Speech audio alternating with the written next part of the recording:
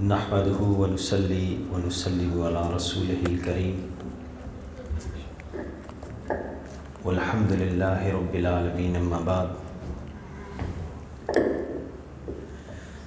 فاعوذ بالله من الشيطان الرجيم بسم الله الرحمن الرحيم لا تحزن ان الله معنا صدق الله العظيم ان الله وملائكته يصلون على النبي یا ایھا الذین آمنوا صلوا علیہ وسلموا تسلیما بآواز بلند درود پاک پڑھیے الصلوۃ والسلام۔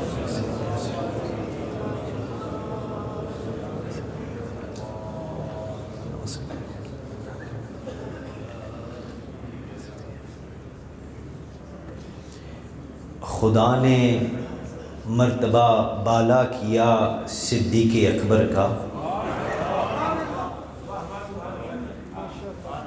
کلام اللہ نے خطبہ پڑھا صدیق اکبر کا، کہا روح الامین حاضر دربار شاہ ہو کر، صحابہ میں ہے عالی مرتبہ صدیق اکبر کا۔ میرے انتہائی محترم قبلہ پیر مرشد، میرے واجب الاحترام، میرے انتہائی عزیز استاد محترم حضرت پیر سید ریاض حسین شاہ صاحب مدد اللہ العالی، آپ کے سامنے قبلہ بات کرتے ہوئے بھی ذرا گھبراہٹ محسوس ہوتی ہے، میں اپنے آپ کو اس قابل نہیں سمجھتا، آپ کی مہربانی ہے، دعا فرمائیں۔ میرے انتہائی محترم مشائخ اعظام، علماء کرام، میرے بزرگوں، میرے بھائیوں، میرے دوستوں، السلام علیکم ورحمۃ اللہ وبرکاتہ۔ اللہ سبحانہ وتعالیٰ نے قرآن حکیم میں فرمایا لا تحزن ان اللہ معنا، اے ابو بکر صدیق غم نہ کر، بے شک اللہ ہمارے ساتھ ہے۔ او ابو بکر do not worry, God is with us۔ سبیل ناظرین، کسی کی صحابیت احادیث سے ثابت ہے، کسی کی صحابیت تاریخ سے ثابت ہے، لیکن حضرت ابو بکر صدیق رضی اللہ تعالیٰ عنہ he is a companion of رسول اللہ صلی اللہ علیہ وآلہ وسلم whose companionship with رسول اللہ صلی اللہ علیہ وسلم is testified to by the Quran۔ آپ حضرت ابو بکر صدیق رضی اللہ تعالیٰ عنہ کی صحابیت اللہ کے کرم اور فضل سے قرآن سے ثابت ہے۔ ہم آج آپ کے احترام میں یہاں حاضر ہیں، دعا کیجئے اللہ ہماری یہ حاضری قبول فرمائے۔ سامعین و ناظرین، اللہ کے پیارے نبی صلی اللہ علیہ وسلم کی بارگاہ میں نیکیوں کے ستارے چمک رہے ہیں۔ ایک دفعہ آقا دو جہاں صلی اللہ علیہ وسلم نے فرمایا کہ تم میں کوئی ہے جس نے آج روزہ رکھا ہے؟ وہ مہینہ رمضان المبارک کا نہیں تھا۔ تمام صحابہ کرام خاموش رہے، they remained silent۔ کچھ دیر کے بعد حضرت ابو بکر صدیق رضی اللہ تعالیٰ عنہ کھڑے ہوئے، ہاتھ جوڑے عرض کی یا رسول اللہ صلی اللہ علیہ وسلم آج میرا روزہ ہے، I'm fasting today۔ رسول پاک صلی اللہ علیہ وسلم نے پھر پوچھا، آپ نے فرمایا آج تم میں ہے کوئی جس نے کسی مسکین کو کھانا کھلایا؟ تمام صحابہ خاموش رہے۔ تھوڑی دیر بعد صدیق اکبر رضی اللہ تعالیٰ عنہ کھڑے ہوئے، ہاتھ جوڑے عرض کی یا رسول اللہ صلی اللہ علیہ وسلم I have fed the poor today، آج میں نے غریب مسکین کو کھانا کھلایا۔ اور رسول پاک صلی اللہ علیہ وسلم نے فرمایا تم میں ہے کوئی جس نے آج کسی مریض کی عیادت کی ہو؟ پھر خاموشی چھا گئی۔ صدیق اکبر رضی اللہ تعالیٰ عنہ کھڑے ہوئے، آپ نے عرض کی یا رسول اللہ صلی اللہ علیہ وسلم آج میں نے ایک مریض کی تیمارداری کی ہے، اور کہہ کر بیٹھ گئے۔ رسول پاک صلی اللہ علیہ وسلم نے فرمایا تم میں ہے کوئی آج جس نے کسی مسلمان کا جنازہ پڑھا ہے؟ Everybody remained quiet۔ حضرت صدیق اکبر رضی اللہ تعالیٰ عنہ stood up، آپ کھڑے ہوئے، آپ نے ہاتھ جوڑے، آپ نے عرض کی یا رسول اللہ صلی اللہ علیہ وسلم میں نے آج ایک مسلمان کا جنازہ پڑھا ہے۔ رسول پاک صلی اللہ علیہ وسلم نے سامعین و ناظرین آپ نے فرمایا کہ جن نیکیوں کا میں نے یہ ذکر کیا ہے، جس شخص میں یہ اکٹھی ہو جائیں اللہ کے کرم اور فضل سے وہ جنتی ہے۔ رسول اللہ صلی اللہ علیہ وسلم said that all virtues that I've just mentioned, when amalgamated in a believer, that person becomes the dweller of heaven۔ سامعین کرام، اور رونق بازار مصطفیٰ صدیق اکبر، حامل انوار مصطفیٰ صدیق اکبر، حاصل افکار مصطفیٰ صدیق اکبر، مظہر کردار مصطفیٰ صدیق اکبر، واقف اسرار مصطفیٰ صدیق اکبر، زینت دربار مصطفیٰ صدیق اکبر، نگہت گلزار مصطفیٰ صدیق اکبر، کشتائے دیدار مصطفیٰ صدیق اکبر، ارے ساکن میزار مصطفیٰ صدیق اکبر۔ میں آپ کے سامنے اس پاک ہستی کا عشق، ان کا مقام کیسے بیان کروں؟ I have no words to relate to you the high station of حضرت صدیق اکبر رضی اللہ تعالیٰ عنہ، جو سامنے سامعین و ناظرین مال رکھ کر اپنا ایک دفعہ رو پڑے۔ آپ کی زوجہ پاک آئیں، انہوں نے پوچھا ہے میرے سر کے تاج آپ رو کیوں رہے ہیں؟ حضرت صدیق اکبر رضی اللہ تعالیٰ عنہ نے فرمایا کہ سرکار دو جہاں صلی اللہ علیہ وآلہ وسلم کی پاک بارگاہ میں یہ مال پیش کرنے جا رہا ہوں، مگر رو اس لیے رہا ہوں کہ وہ کائنات کے والی ہیں، امام الانبیاء ہیں، خاتم النبیین صلی اللہ علیہ وآلہ وسلم ہیں، آقا دو جہاں ہیں۔ ارے دینے والے کا ہاتھ اوپر، لینے والے کا ہاتھ نیچے، ارے صدیق اکبر یہ بھی گوارا نہیں کر سکتا۔ رو اس لیے رہا ہوں کہ پاک پروردگار میرے حبیب صلی اللہ علیہ وسلم کے دل میں یہ بات ڈال دے کہ یہ مال ابو بکر کا نہیں بلکہ اپنا سمجھ کے خرچہ ہے۔ اور جب حضرت صدیق اکبر رضی اللہ تعالیٰ عنہ آخری وقت آپ کا آیا تو آپ نے ایک وصیت فرمائی۔ آپ نے فرمایا میرے جنازے کو جب اٹھاؤ گے تو اٹھا کر میرے محبوب کی چوکھٹ پہ رکھ دینا، چوکھٹ پہ رکھ دینا، اور پھر ہاتھ جوڑ کے عرض کرنا یا رسول اللہ صلی اللہ علیہ وسلم آپ کے غار کا ساتھی آیا ہے۔ حضرت ابو بکر صدیق رضی اللہ تعالیٰ نے وصیت فرمائی کہ لوگوں پہلے اجازت مانگنا، اگر اجازت مل گئی تو مجھے سرکار کے قدموں میں دفن کرنا، اور اگر اجازت نہ ملی تو مجھے جنت البقیع میں لے جانا۔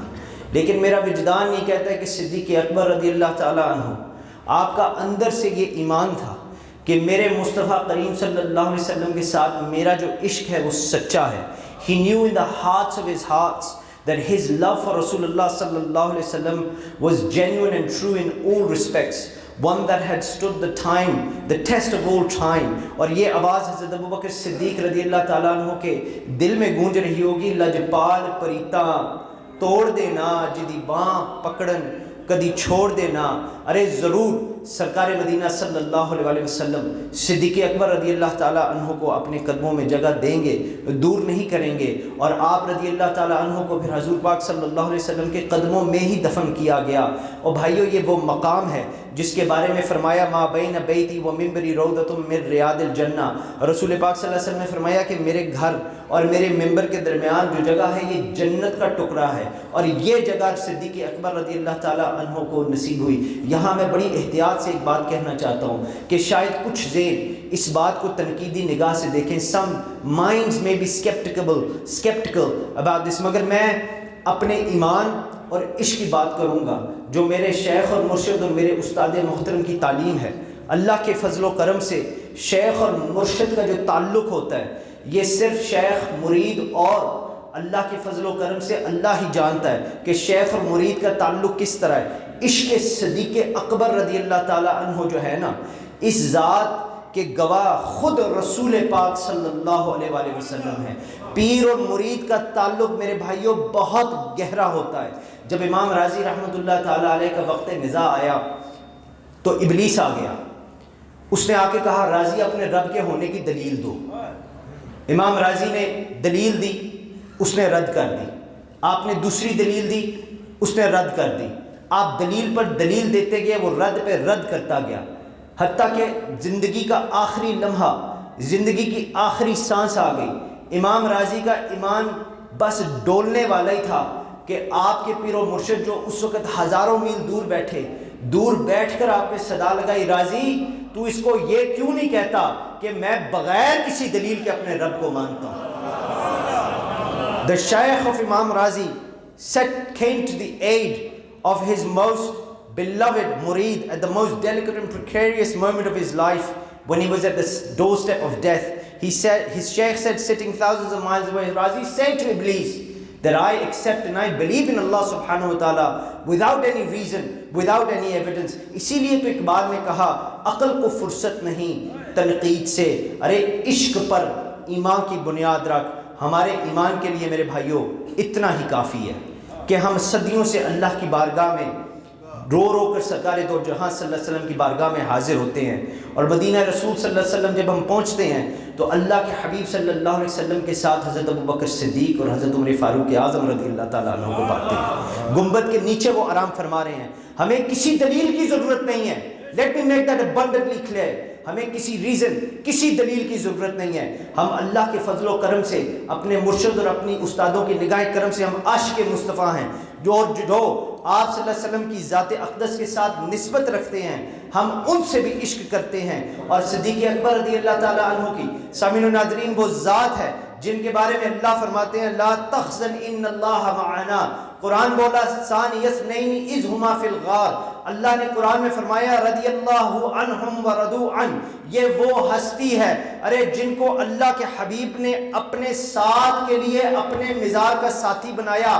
ہم عشق مصطفیٰ کا صدقہ حضرت صدیق اکبر رضی اللہ تعالیٰ عنہ کے سچے پکے غلام ہیں، اور جن کو مصطفیٰ کریم صلی اللہ علیہ وسلم نے اپنے کندھوں پر سوار کر کے فرمایا، آپ نے فرمایا اے علی تو کعبے کے بتوں کو توڑ، تو جو ذات میرے بھائیوں انگلی کا اشارہ کر کے چاند کے 2 ٹکڑے کر دے، وہ مولا علی سے فرمائے کہ تم میرے کندھوں پر سوار ہو، place yourself on my shoulders، اے علی ان بتوں کو توڑ دے۔ ارے بت کو تو رسول پاک صلی اللہ علیہ وسلم اگر چاہتے تو انگلی کے ایک ہی اشارے سے توڑ سکتے تھے، مگر سچے جو عاشق رسول صلی اللہ علیہ وسلم ہیں یہ ان کے لیے ہے کہ مولا علی کو کندھوں پر بٹھانا مقصود تھا، اپنے دلدار کا مرتبہ اونچا کرنا مقصود تھا۔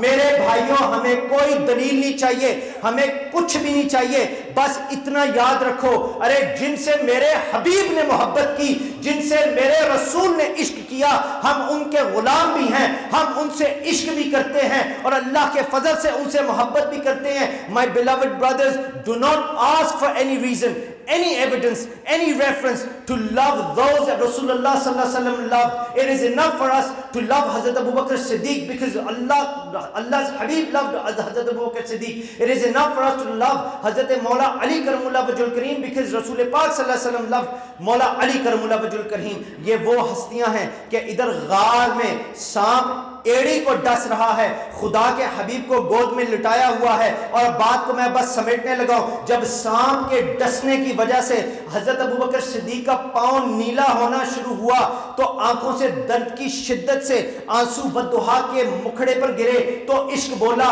کچھ لوگ پوچھتے ہیں بھائی صاحب کون سا عشق؟ میں بتاتا ہوں، عشق دم جبریل، عشق دل مصطفیٰ، عشق خدا کا رسول، عشق خدا کا کلام۔ ارے عشق بولا، عشق نے کہا ابو بکر مت گھبراؤ، ارے دکھ اگر تیرے پاؤں میں ہے تو ذرا دیکھ سکھ تیری جھولی میں ہے، اگر زحمت تیرے پاؤں میں ہے تو دیکھ رحمت تیری جھولی میں ہے، اگر دشمن تیرے پاؤں میں ہے تو دیکھ اللہ کا نبی تیری جھولی میں ہے، اگر رقیب تیرے پاؤں میں ہے تو دیکھ اللہ کا حبیب تیری جھولی میں ہے۔ ارے سانپ کالا تیرے پاؤں میں ہے تو کملی والا تیری جھولی میں ہے۔ ارے محمد ہیں شاہکار رب جلی کا، محمد کا شاہکار صدیق اکبر۔